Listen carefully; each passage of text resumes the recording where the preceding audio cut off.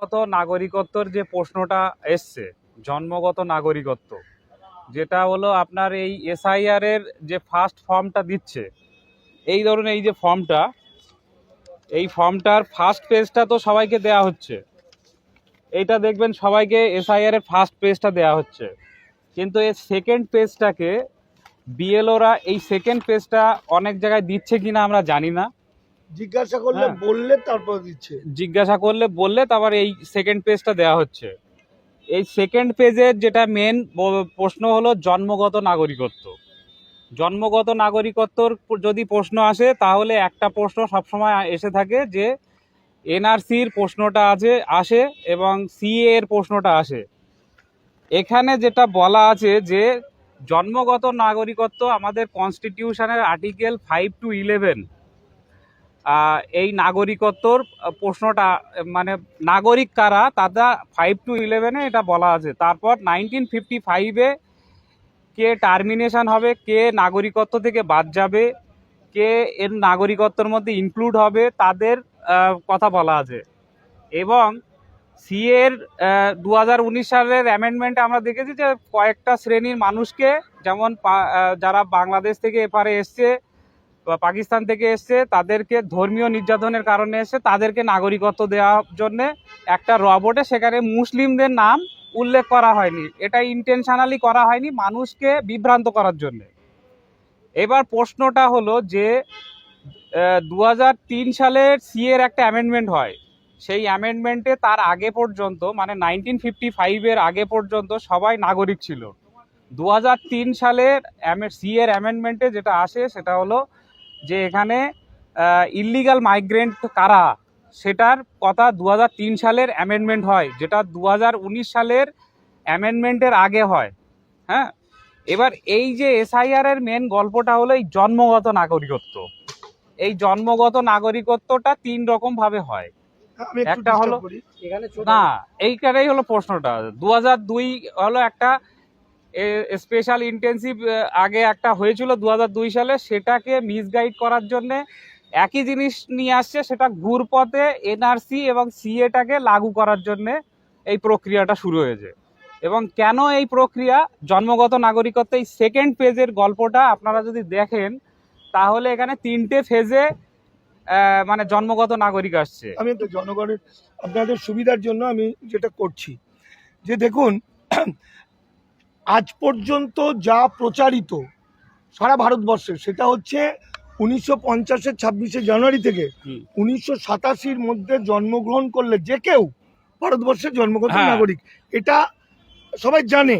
কিন্তু আমার যেটা গবেষণা সেটাই বুঝিয়েছি যে এটা ভুল কথা, কারণ সংবিধানের গবেষণার থেকে জিনিস হলো যেটা ল, মানে যে লটা এই বইতে বলা আছে, যেটা আমরা ভেরিফাই করে দেখেছি, সেটা হলো যে জন্মগত নাগরিকত্বের ক্ষেত্রে 26শে জানুয়ারি 1950 সালে ভারতবর্ষ মানে কনস্টিটিউশন এনাক্টমেন্ট হয়।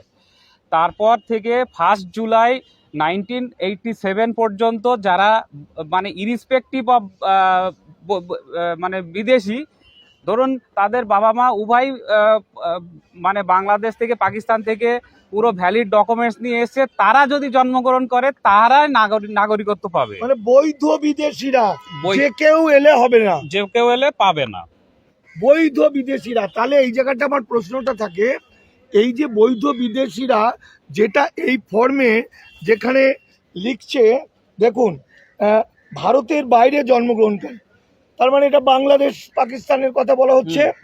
বিদেশে অবস্থিত ভারতীয় দূতাবাস কর্তৃক জারি করা জন্ম নিবন্ধীকরণের শংসাপত্র পেশ করুন। কজনের কাছে আছে আমি জানি না।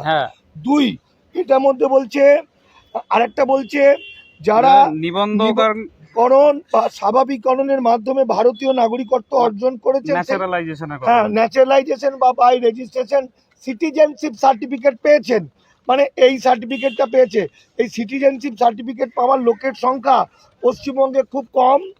তাহলে আমাদের কাছে হিসেব হচ্ছে যে তারা কেউ দেখাতে পারবে না। এবার সেকেন্ড যে পার্টটা আছে সেটা হলো বাইরে থেকে যারা বৈধ পথে 1950-এর 26শে জানুয়ারি থেকে 1 জুলাই 1987 পর্যন্ত যারা এখানে পাসপোর্ট ডকুমেন্টস নিয়ে এখানে এসছেন, দীর্ঘদিন ধরে আসছেন, তাদের বাচ্চা যদি ভারতবর্ষের মাটিতে জন্মগ্রহণ করে তারা হলো নাগরিক ফার্স্ট। এবং এই ডকুমেন্টটা দেখিয়ে দিই। এই ডকুমেন্টস, এই ডকুমেন্টে বলছে 53-তে মাইগ্রেশন সার্টিফিকেট নিয়ে এসছে। হ্যাঁ, তাহলে যে মাইগ্রেশন সার্টিফিকেট নিয়ে আসেনি তাহলে ইলিগাল মাইগ্রেন্ট। এবার এটা হলো ফার্স্ট পার্ট গেল। এবার সেকেন্ড পার্টের যেটা আছে সেটা হলো 1 জুলাই 1987, মানে 1987 সাল থেকে 3 ডিসেম্বর 2004 সাল পর্যন্ত তাদের মধ্যে হয় তার মা অথবা তার বাবা যদি কেউ একজন বাংলাদেশি হয়ে এখানে আসেন, বৈধ বিদেশি আর একজন এপারের লোক। হ্যাঁ, সেটা পরে আসছি। যদি বৈধ বিদেশি, ধরুন আমার মা হলো ভারতীয়, আমার বাবা যদি বাংলাদেশ থেকে পাসপোর্ট ভিসা নিয়ে না ছাড়াই এখানে আসে, তাদের ক্ষেত্রে যে বাচ্চাটা জন্মগ্রহণ করবে সেটা হলো ইললিগাল মাইগ্রেন্ট। ঠিক আছে, সেটা কোন আইনে বলা হয়েছে? 2003 সালের সিএর অ্যামেন্ডমেন্টে আছে। আগে ছিল 1955-এর পরে, মানে সময় পর্যন্ত সেটা ছিল যে সবাই নাগরিক, এখানে মানে বৈধভাবে যারা এসছে সবাই নাগরিক।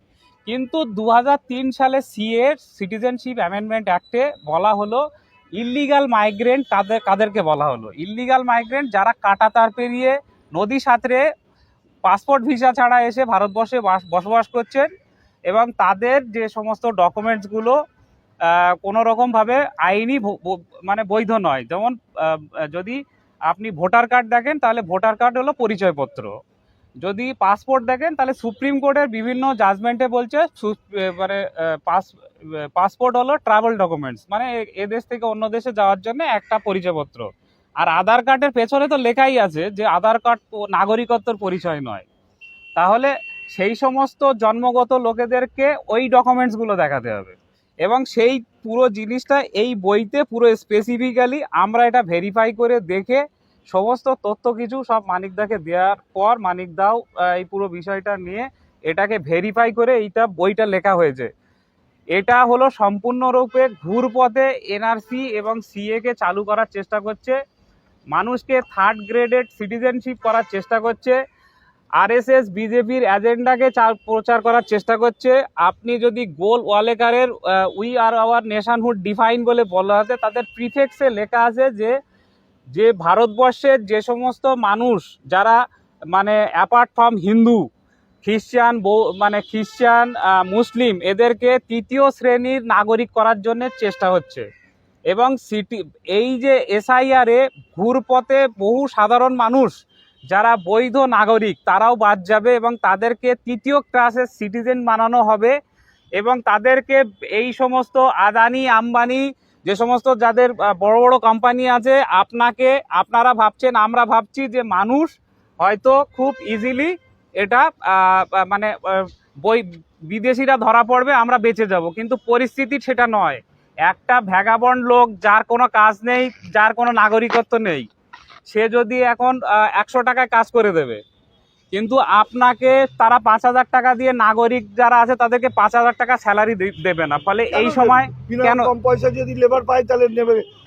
কম পয়সা লেবার সব কাজগুলোই তো বন্ডেড লেবাররা করবে, যারা নাগরিক নয় তারা করবে।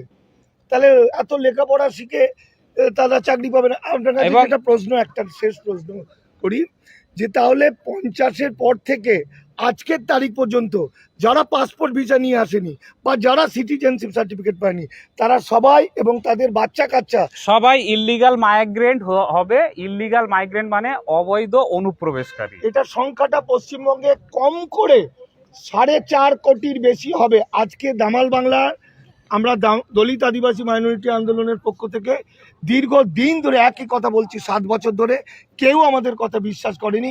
শেষ পর্যন্ত আমি দামাল বাংলার পক্ষ থেকে আমি লেখক মানিক ফকির কলকাতা হাইকোর্টে এসে বিখ্যাত উকিলদের সঙ্গে আলোচনা করেছি।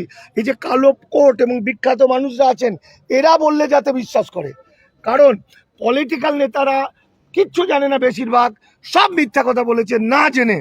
এবং আজকে এটা বলে দিন, এই আইনটা শুধুমাত্র হিন্দু মুসলমান নয়, মুসলিমদের ক্ষেত্রে খুব একটা সাইড এফেক্ট হবে বলে মনে হয় না। মুসলিমদের ক্ষেত্রে যেটা আছে সেটা হলো সব এদেশেরই নাগরিক এবং তারা মানে অবিভক্ত ভারতবর্ষে তারা এখানেই আছেন। তাদের হয়তো নামের স্পেলিং ভুল হতে পারে। সব থেকে বেশি ক্ষতিগ্রস্ত হবে যারা মানে বাংলাদেশ পাকিস্তান থেকে এপারে এসছেন এবং তার 2004 সালের পরবর্তী তার আগে আগে যারা এসছেন তাদের ক্ষেত্রে বেশি ক্ষতিগ্রস্ত হবে রিফিউজি বেল্টগুলো।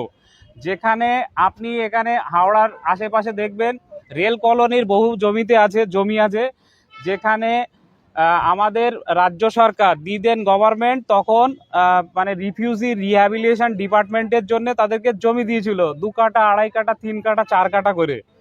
তাদের ক্ষেত্রে এখন যেটা হচ্ছে সেন্ট্রাল গভর্নমেন্ট রেলওয়ে ডিপার্টমেন্ট তাদেরকে নোটিশ পাঠাচ্ছে যে তোমাদের এই জমিতে তোমাদের থাকার কোনো অধিকার নেই, কারণ সিটিজেনশিপ ছিল না, সার্টিফিকেট ছিল না ওদের কাছে। ফলে তারাও আজ পর্যন্ত এটা কনফিউজড, কারণ দিদেন গভর্নমেন্ট তাদেরকে রিফিউজি রিহ্যাবিলিটেশন একটা ডিপার্টমেন্ট করে তাদেরকে জমি দিয়েছে যারা মানে পরবর্তীতে এসছে, কিন্তু 2003-এর অ্যামেন্ডমেন্টে ইললিগালি মাইগ্রেন্ট হয়ে গেছে সবাই, ফলে বিভিন্ন রকম নোটিশ ঢুকছে, মানুষ এখন শান্তিতে নেই।